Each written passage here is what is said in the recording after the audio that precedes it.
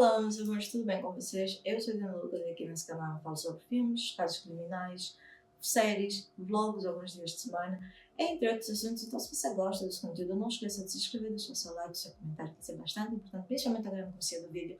Se você chegou até aqui nesse vídeo, por favor, comente hashtag casos criminais, que isso ajuda bastante a engajar o vídeo, a chegar a outras pessoas, isso nos ajuda muito no canal. Hoje nós vamos falar sobre um caso bem pesadinho, um dos primeiros casos do país de Gales a ser então identificado graças ao DNA.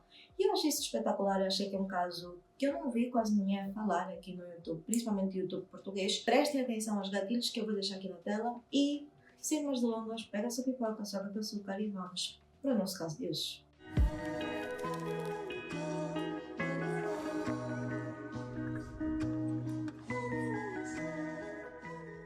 Joseph William Capen nasceu em 1941 e tinha 6 irmãos.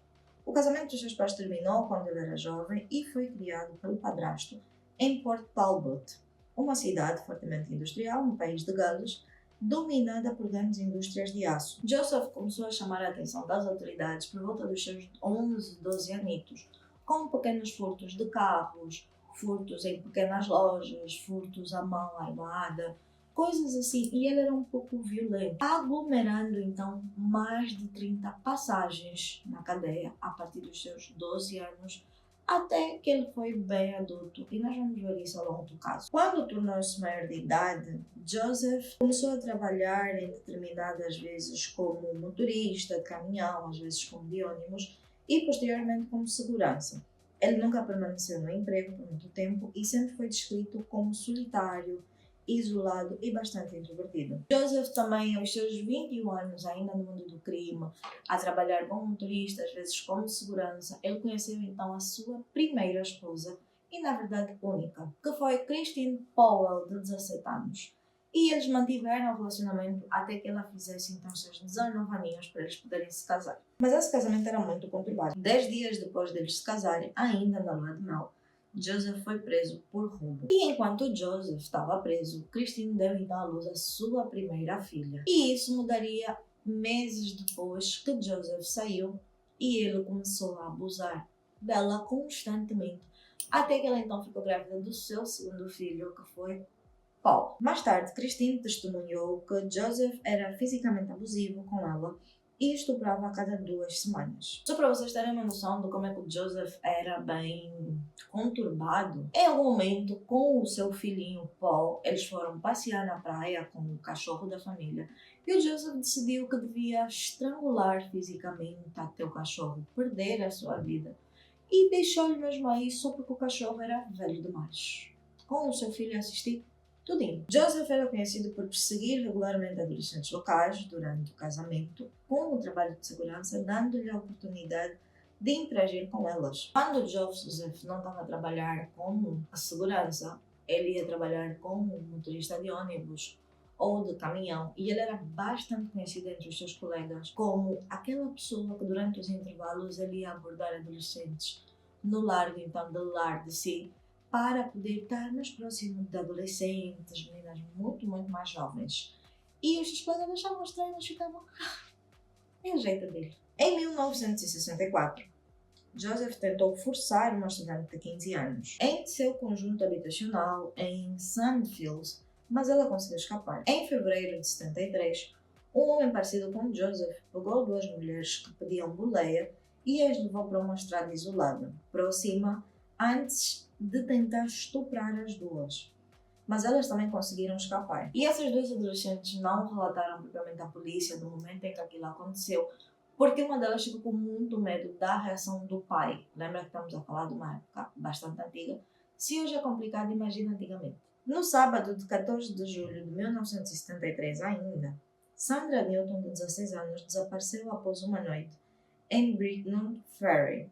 3 dias depois, o seu corpo foi encontrado estuprado e estrangulado em uma área rural a alguns quilômetros de distância. A Sandra foi sequestrada, segundo a polícia, muito tempo depois, quando ela pedia boleia para voltar para casa, depois de ela ter passado a noite toda em uma boate, naquele sítio. Ela foi estrangulada com a sua própria saia e jogada em uma vala perto de uma mina de carvão em Tullamore. Nessa época, quando a polícia encontrou o corpo de Sandra, eles desconfiaram que devia ser uma pessoa local, porque a pessoa que escondeu o seu corpo, apesar de não ter feito muita tentativa para poder esconder o corpo, precisaria conhecer o quão remoto é aquela área, o quão é aquele sítio, como chegar àquele sítio, o que fazer naquele sítio. Então, eles não tinham nenhuma dúvida que devia ser alguém que conhecia bem aquele local. 2 meses depois, na manhã de domingo de 16 de setembro de 73, Geraldine Hugg e Pauline Foyol, ambas com 16 anos, pegaram uma carona para casa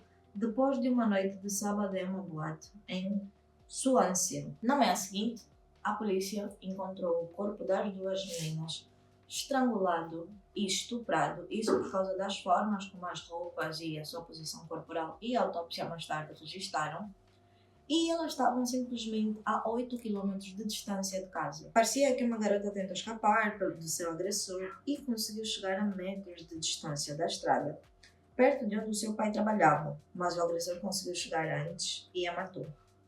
Os assassinatos criaram uma sensação de medo na comunidade sobre se o agressor atacaria novamente, e embora tenham ocorrido nas proximidades, na época os assassinatos de Geraldine e Pauline não estavam ligados aos assassinatos semelhante de Sandra. Quando a polícia decidiu desenhar uma linha, um mapa do que poderia ter acontecido, principalmente com Geraldine e Pauline, eles entenderam, por causa dos testemunhos e tudo que eles foram investigando, que de certeza que eles tinham pego uma boleia com um carro Austin 1100, especificamente branco, enquanto elas saíam da boate para tentar ir para casa, especificamente na noite de sábado para domingo. A polícia seguiu várias linhas de investigação. Mas como era o caso, nas investigações policiais na época, todas as informações eram coletadas em grandes quantidades de papelada, o que complicou o inquérito. E é bom lembrar que na época, a cidade de Port Talbot agregava várias indústrias de produção de aço. E essas indústrias albergavam no mínimo 13.000 homens. E sem contar também que esses homens às vezes iam e vinham de uma cidade para outra para poder trabalhar nessas indústrias. Então, complicava muito conseguir chegar a um suspeito específico ou até mesmo a uma quantidade mínima de suspeitos, o que faria com que se levasse muito tempo. Tanto a construção da rodovia M4 próxima quanto a feira de NIT em andamento significou que centenas de trabalhadores inerentes tiveram que ser considerados, bem como inúmeros estranhos que esses eventos trouxeram para a área.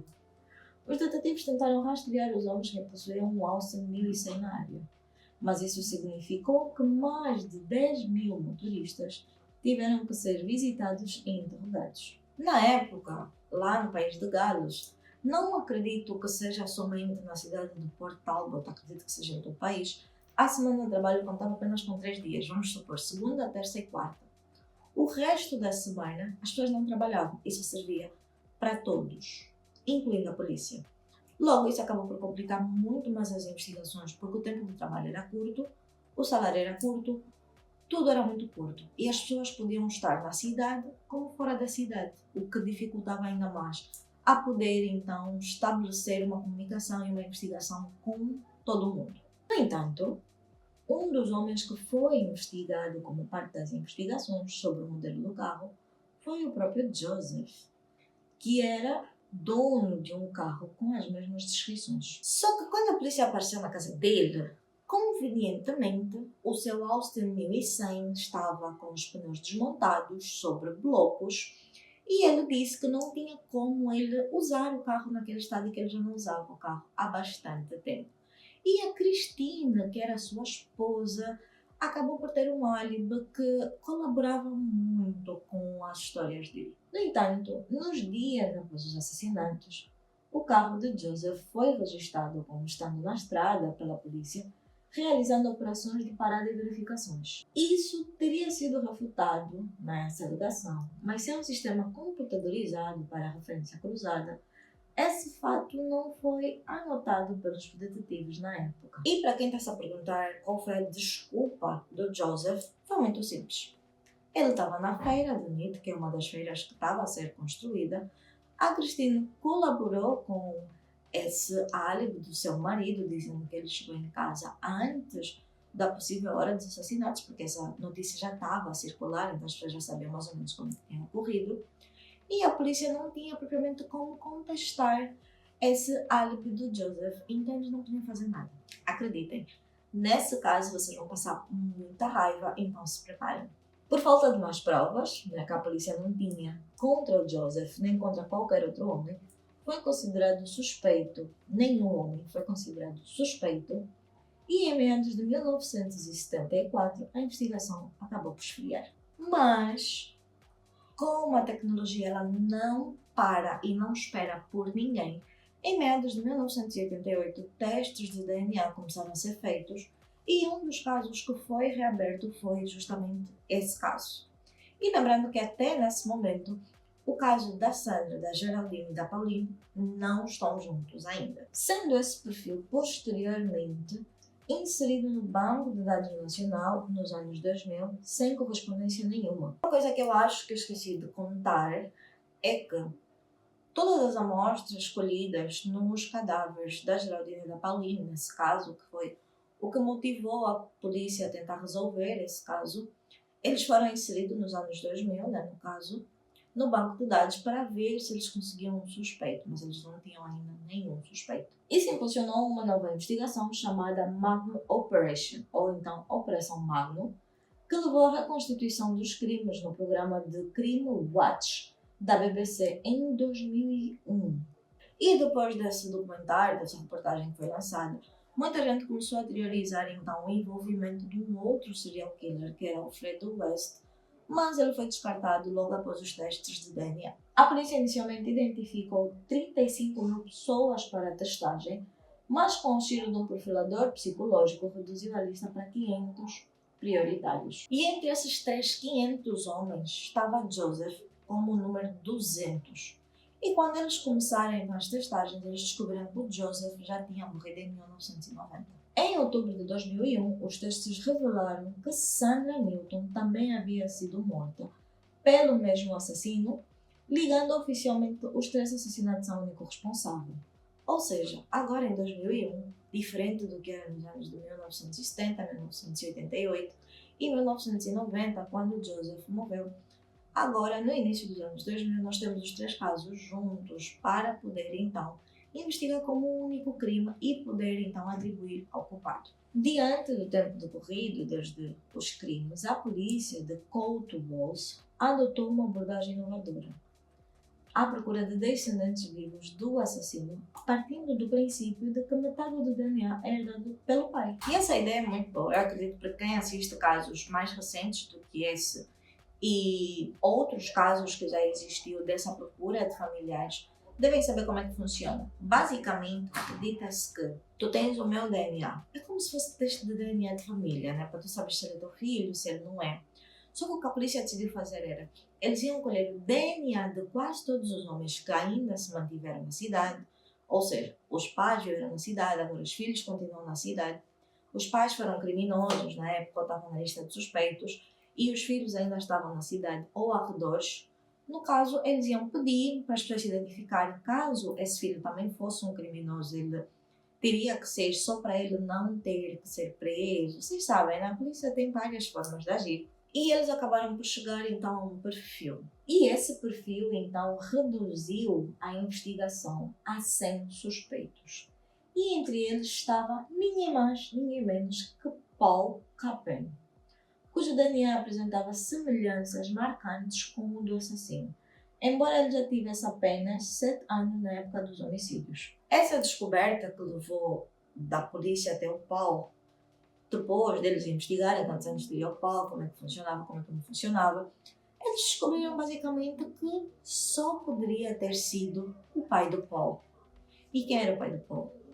Joseph. As descobertas obtidas através do DNA levaram os detetives a pedir ao secretário do Interior a exumação do corpo de Joseph Capin, a fim de confirmar a sua culpa nos assassinatos. O pedido foi aprovado em 2002.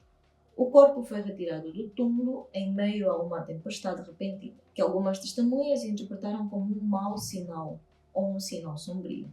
Apesar deles terem todas as alterações políticas, vocês sabem como funciona. A família vai querer dizer que ele foi inocente, e a Cristina foi uma das pessoas que mais bateu no martelo a dizer que o seu marido era totalmente inocente, que ele não tinha culpa de nada, que o marido dela era, não era o melhor homem, mas ele não seria capaz de fazer isso.